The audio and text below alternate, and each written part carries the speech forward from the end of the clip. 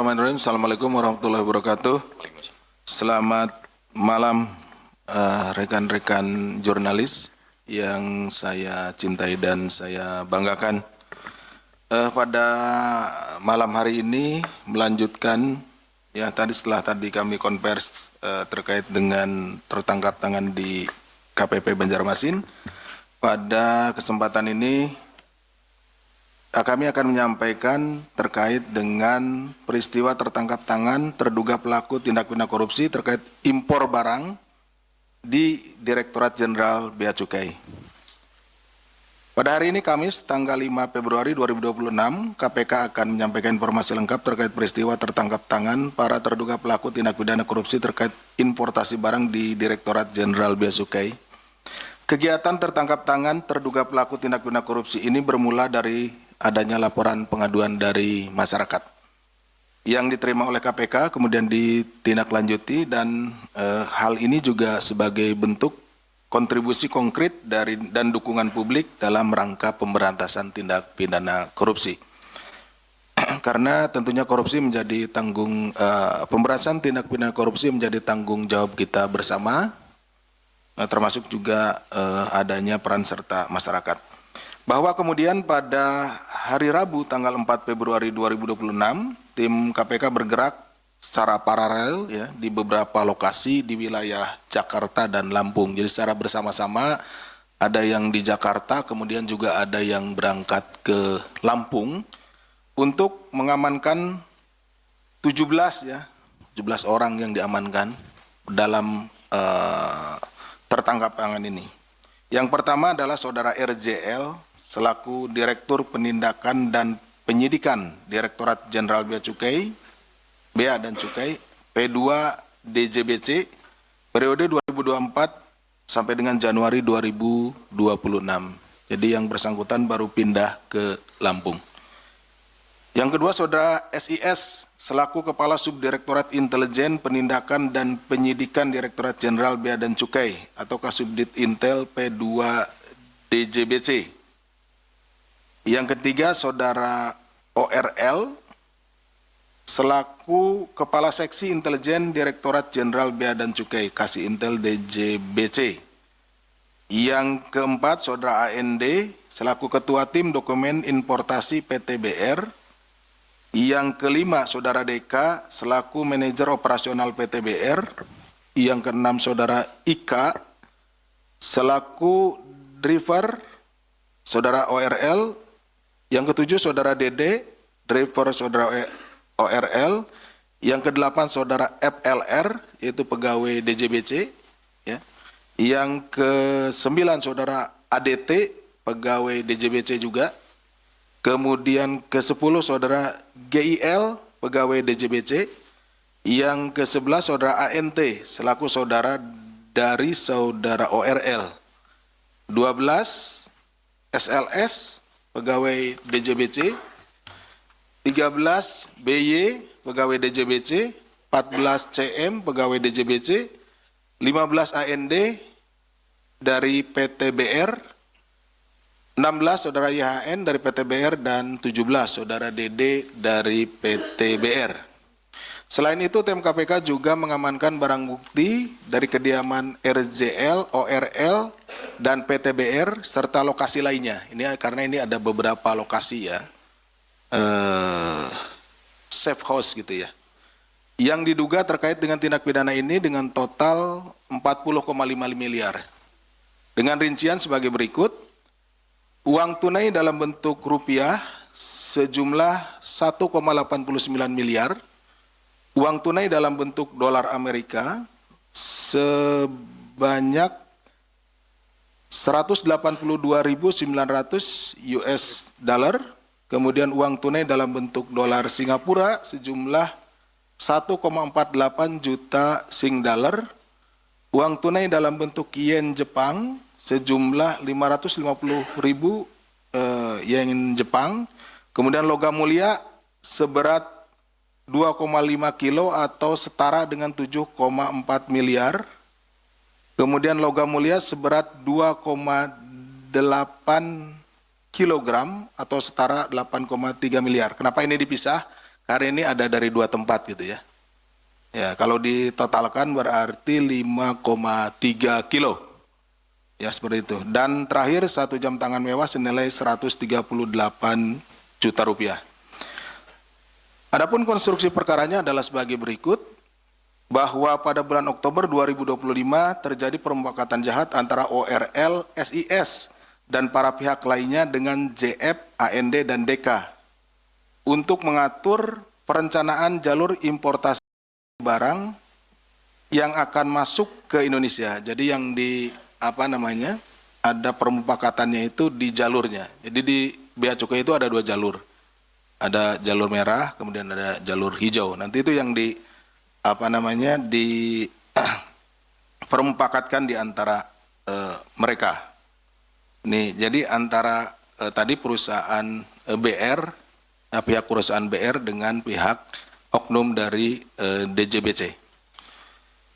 Berdasarkan peraturan Menteri Keuangan telah ditetapkan 2 kategori jalur dalam pelayanan dan pengawasan barang-barang impor untuk menentukan tingkat pemeriksaan sebelum dikeluarkan dari kawasan kepabeanan. Jadi sebelum masuk ke negara kita, dijual secara bebas atau disebarkan secara bebas, nah masuk dulu melalui pengawasan itu di kepabeanan. Ya, ini jalur hijau yang merupakan jalur pengeluaran barang impor tanpa pemeriksaan fisik barang. Jadi kalau dinyatakan ini misalkan masuk jalur hijau, ya sudah nggak diperiksa gitu, seperti itu. Ini yang karena memang mungkin bukan barang-barang berbahaya dan lain-lainnya ya. Kemudian yang jalur merah yaitu dengan pemeriksaan fisik barang. Jadi perbedaan 2 jalur tersebut. Selanjutnya FLR menerima perintah dari ORL untuk menyesuaikan parameter jalur merah dan menindaklanjutinya dengan menyusun rule set pada angka 70%. Ini di set up-nya di jalur merah ini kan nanti masuk ke alat pemindai ya. Pemindai gitu ya, atau mesin pemeriksa barang masuk. Nah, X-ray ya seperti itu. Nah, ini udah di setting gitu ya, di 70%. Kemudian data rule set tersebut dikirimkan oleh Direktorat Penindakan dan Penyidikan ke Direktorat Informasi Kepabeanan. Jadi ada beda direktorat nih. Tadi ada penindakan dan penyidikan, ini kalau yang mengurusi masalah nanti lewat jalur gitu ya, seperti itu, peralatannya itu di Direktorat IKC, Informasi Kepabeanan dan Cukai. Untuk dimasukkan parameternya ke mesin targeting atau alat pemindai atau mesin pemeriksa barang. Seperti itu. Jadi tidak 100%, tadi hanya 70% saja. Dengan pengkondisian tersebut, barang-barang yang dibawa oleh PT BR diduga tidak melalui pemeriksaan fisik, sehingga barang-barang yang diduga palsu, KW, dan ilegal bisa masuk ke Indonesia tanpa pengecekan oleh petugas Bea dan Cukai. Bisa dibayangkan rekan-rekan bahwa dengan adanya permufakatan jahat di antara mereka, barang-barang yang masuk ke kita itu tidak melalui pengecekan, sehingga ini tentu akan merugikan perekonomian kita ya, karena UMKM dan lain-lain kan, yang seharusnya barang-barang itu tidak boleh masuk, ya misalkan barang-barang yang KW dan lain-lain, ternyata ini masuk, mengganggu pasar nasional, seperti itu. Setelah terjadi pengkondisian jalur merah tersebut, terjadi beberapa kali pertemuan dan penyerahan uang dari pihak PT BR pada oknum di DJBC dalam periode Desember 2025 sampai dengan Februari 2026 di sejumlah lokasi. Ini yang baru tercapture sama kita ya dalam tempo 1 kali 24 jam ini, dan informasi yang ada dari Desember 2025 sampai dengan Februari, berarti hanya 3 bulan, Desember 2025, Januari 2026, dan Februari 2026. Bahwa penerimaan uang ini juga dilakukan secara rutin setiap bulan, sebagai jatah bagi para oknum di DJBC. Nih bayangkan ini, baru 3 bulan aja, nah tadi kan jumlahnya udah sekian ya, apalagi dihitung mundur gitu ya, berapa bulan ke belakang, seperti itu. Berdasarkan kecukupan alat bukti dalam dugaan tindak pidana korupsi, suap, dan penerimaan lainnya, gratifikasi, karena ini nanti dari jumlahnya yang jatah per bulan, setelah dihitung itu ada kelebihan. Makanya di sini ada kita masukkan pasal gratifikasi ya.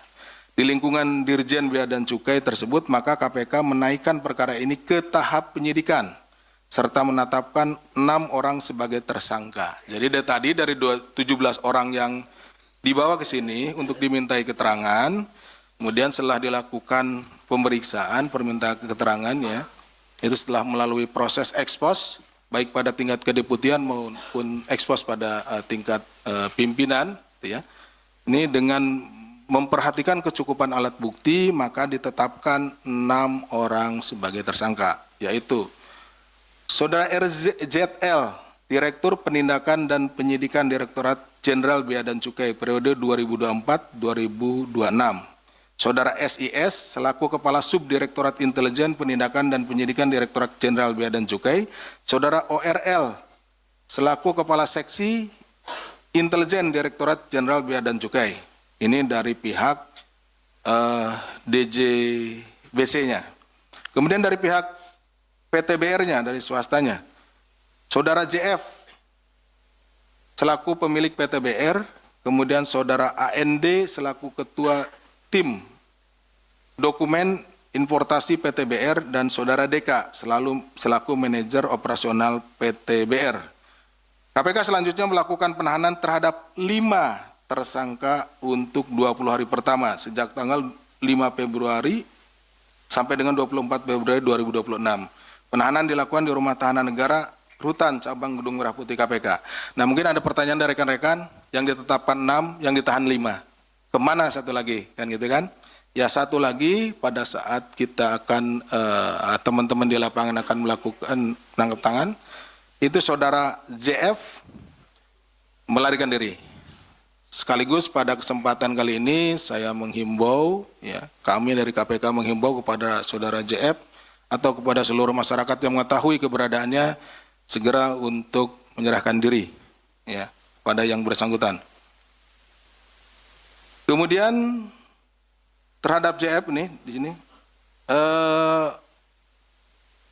kita juga sudah mengajukannya surat pencekalan untuk luar negeri dan lain-lainnya. Kemudian juga kita sudah menerbitkan surat perintah penangkapan untuk yang bersangkutan, dan kalau sampai ini nanti juga tentunya kita akan terbitkan juga daftar pencarian orang terhadap yang bersangkutan. Atas perbuatan terhadap Saudara RZL, SIS, dan ORL selaku penerima disangkakan melanggar pasal 12 huruf A kecil dan huruf B kecil Undang-Undang 31 tahun 99 Yunto pasal Undang-Undang nomor 20 tahun 2001 dan pasal 605 ayat 2 dan pasal 606 ayat 2 Yunto pasal 20 dan pasal 21 Undang-Undang nomor 1 tahun 2023 tentang KUH pidana.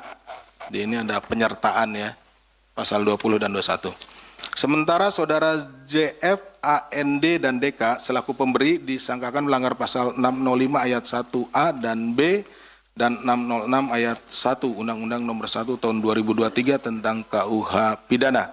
Selain itu terhadap Saudara RZL dan Saudara SIS dan Saudara ORL, ini dari DJBP ya, DJBC, disangkakan melanggar pasal 12 huruf B besar Undang-Undang 31 tahun 1999 Yunto Undang-Undang nomor 20 tahun 2001 Yunto pasal 20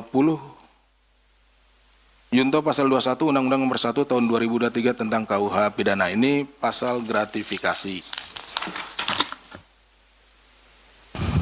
Kami juga ingin menyampaikan bahwa Bea Cukai merupakan garda terdepan dari negara sebagai palang pintu atau pintu masuk ya untuk mengawasi arus barang lintas batas dalam melindungi kepentingan nasional tentunya. Ketika banyak barang-barang yang masuk yang tidak seharusnya masuk dan itu akan mengganggu UMKM dan perekonomian negara, maka sangat disayangkan jika hal tersebut terjadi. Dan tentunya untuk memastikan penerimaan negara dari sektor kepabeanan sesuai dengan ketentuan.